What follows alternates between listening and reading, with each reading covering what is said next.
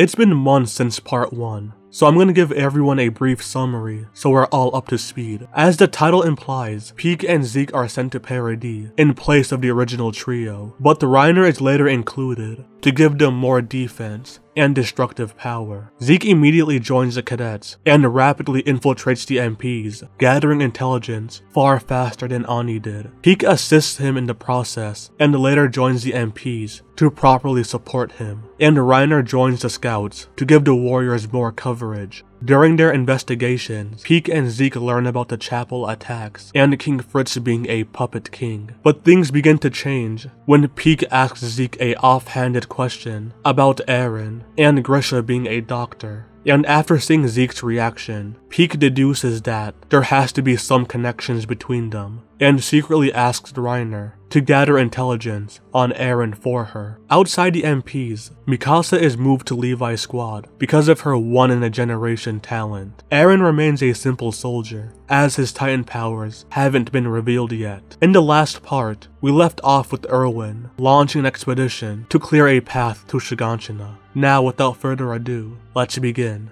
Erwin begins the mission. The scouts exit the walls and push towards Shiganshina. Because the objective is securing a path for later operations, the scouts have to record the location of every Titan and kill the ones blocking their path, and this causes heavy casualties. But Erwin pushes on regardless. In Levi's squad, Mikasa is constantly bothering Levi about Eren, and he has to explain to her that she's not a child anymore. Everyone has worries, but they're putting it aside for the sake of the mission. On the left flank, Eren is observing the battles. He's in awe of the scouts' bravery, but he's frustrated that since he's still a rookie, they're keeping him away from the fighting. Eren's focus on the battles is interrupted by Reiner, asking him why he joined the scouts. Eren is caught off guard. Reiner was always quiet during cadet training. Why would he need to ask him a question now? But he still answers the question anyways. He tells Reiner that he couldn't accept being a sheep inside the walls, and he wants to kill all the Titans and finally reach freedom. Reiner appreciates Eren's answer, but it still doesn't tell him anything, and he can't think of a natural way to ask about Eren's dead parents. The pair's conversation is interrupted by incoming Titans. These Titans are directly in the path, so they must be killed, and this time, the veteran scouts are too wounded to protect them. Now they have to fight.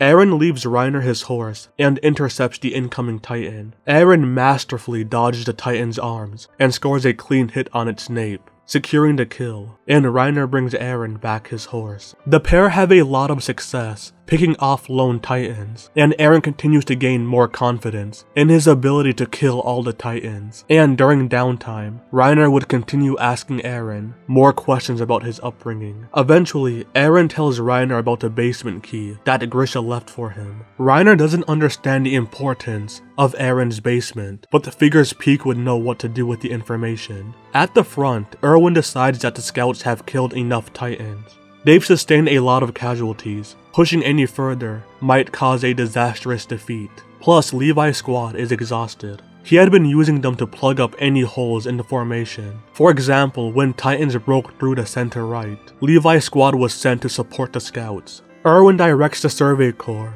towards a nearby forest, where they could rest and recuperate.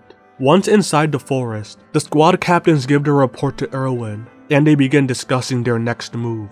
While this is happening, Levi's squad, especially Petra, are heaping praise on Mikasa for her performance. Mikasa is happy they've accepted her, but despite Levi's advice, she can't shake her concern for Eren, and she continues to wonder if he's still alive. Eventually the rest ends, and the scouts push back towards the walls. But the journey back home is far more dangerous, as any Titans not killed in the initial push are waiting to swarm the formation. And it's here that Eren's luck finally runs out. He sees multiple scouts killed by Titans and flies into a rage. He charges at them, ignoring any risk, and gets grabbed by multiple Titans. Reiner decides not to intervene. He can't risk exposing himself for Eren. Remember, this Reiner doesn't have a split personality, and he's solely focused on completing the mission for Marley. But then Eren transforms, blowing all the Titans away, and he begins killing every Titan in sight.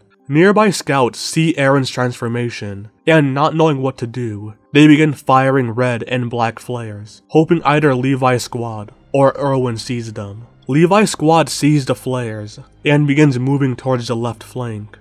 Reiner watches Eren slaughter all the nearby titans, and roam farther away from the formation in pursuit of more. He debates transforming and chasing after Eren, but then he sees in the distance an abnormal titan crouching on the floor and staring at Eren. Upon closer inspection, and after a few seconds, Reiner realizes it's the cart titan. If Pieck is here, there's no need for him to expose himself. Pieck had a hunch that Eren had some connection to the missing titan shifter, as what else could make Zeke so worried? She still thinks that the Jaeger last name is just a coincidence. Right now her plan is to wait for Eren to tire himself out, so she can then capture him. Levi's squad arrives at the battle. They already know about Eren's transformation, plus Erwin knows as well, and additional reinforcements are on their way. However, no one understands how Eren transformed, and how they should even capture him.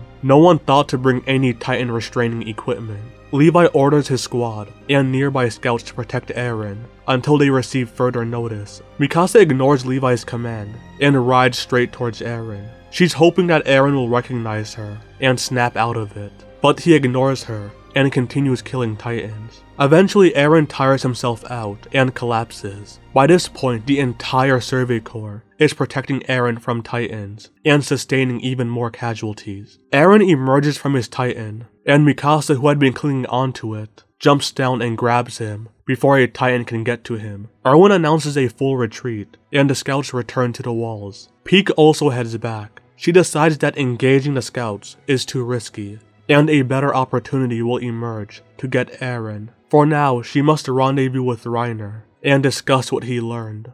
Back in Walsina, Zeke hears about Eren's transformation, and he's forced to face reality. Grisha survived, and he's brainwashed another child. Like in the original, Zeke is determined to save Eren. He doesn't even know for sure if Eren possesses the Founding Titan, but that's of no concern. He has to save his brother, and Zeke's opportunity comes sooner than he expected. The government announces a trial on whether Eren's a friend of humanity or an enemy.